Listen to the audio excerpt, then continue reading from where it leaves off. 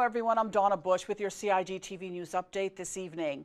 On Friday, the Electricity Regulatory Authority held a press conference to make a major announcement relating to additional supplementary electricity power generation for Grand Cayman. The Electricity Regulatory Authority has determined that the bid submitted by Caribbean Utilities Company, CUC, to supply Grand Cayman with new power is best for consumers. And you can watch the press conference only on CIG TV tonight following today's For the Record show and throughout the weekend. Now for the latest on the Chikungunya virus and its effects locally, 11 of the 13 samples are results of samples sent to the Caribbean Public Health Agency for testing between September 16th and the 24th have come back positive. Now 8 of the 11 people have travel history to other Caribbean countries before they actually got ill. 6 of them traveled to Jamaica, 1 to St. Lucia, and the other to Guyana. 3 of them had no travel history at all, which means the cases were transmitted locally. Public, if you take your yards clean and make them mosquito breeding free, then also protect yourself from mosquito bites, both locally and overseas when you travel, then we can control it. Public health officials are urging residents to take protective measures to use mosquito repellent, wear long sleeve shirts and long sleeve pants, and to stay indoors during the hours of 7 to 9 a.m. and 4 to 6 p.m. Now, symptoms of chikungunya are fever, severe joint pain, muscle pain, headache, nausea, fatigue, and a rash. If you experience any of these symptoms, you should see a doctor immediately. We should also tell you that patients who were infected in mid-September are no longer considered infectious, as the virus is transmitted by mosquitoes biting infected persons during the first week of illness. The first case of chikungunya was reported in the Cayman Islands back in June of this year.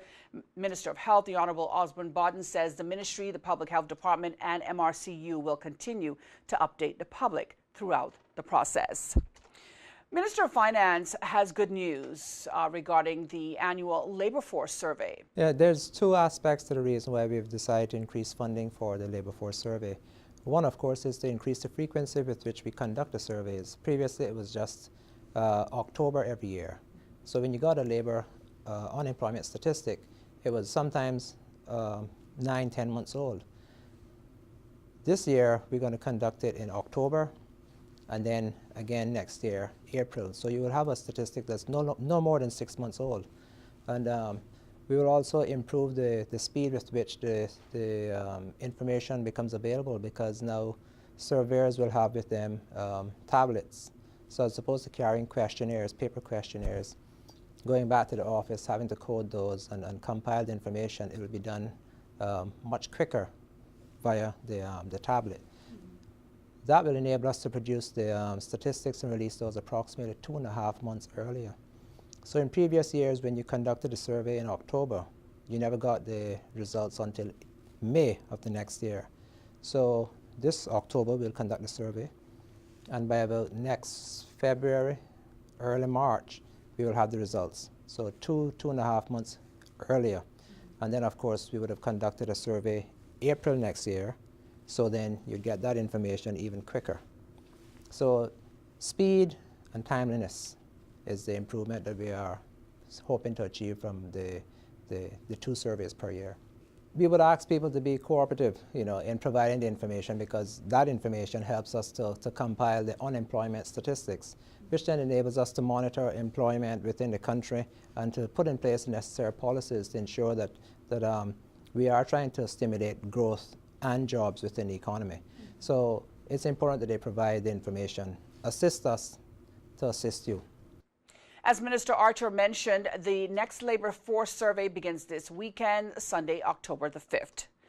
Also this Sunday, October the 5th, is World Teachers' Day, and the day is observed globally with the support of UNESCO, as well as Educational International, both organizations whose core values for education are streamlined with those of the Cayman Islands. This year's theme, the 2014 World Teachers' Day theme of Invest in the Future, Invest in Teachers, is very much in line with what we are attempting to do at the Ministry of Education regarding making sure that our future, obviously our students, are our most valuable and precious resources. So we need to invest in ensuring that they get the best educational experience and the best educational opportunities that as a country we can provide.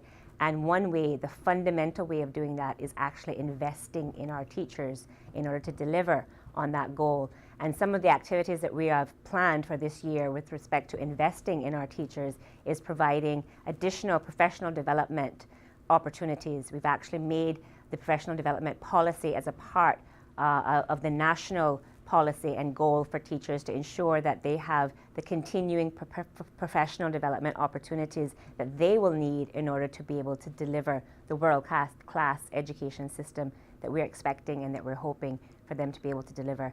So very heavily focused on professional development, building capacity amongst our teachers to help them to be the best that they can be, and in turn provide the best service that they possibly can. The minister and other ministry staff say the long-term goal of the ministry is to support an education system that is among the best in the world. Finally, if you missed today's CIG TV news update, you can get all the details on our Facebook page and our YouTube channels. And we invite you to tune into Radio Cayman's For the Record and Talk Today shows. That's week mornings and weekdays.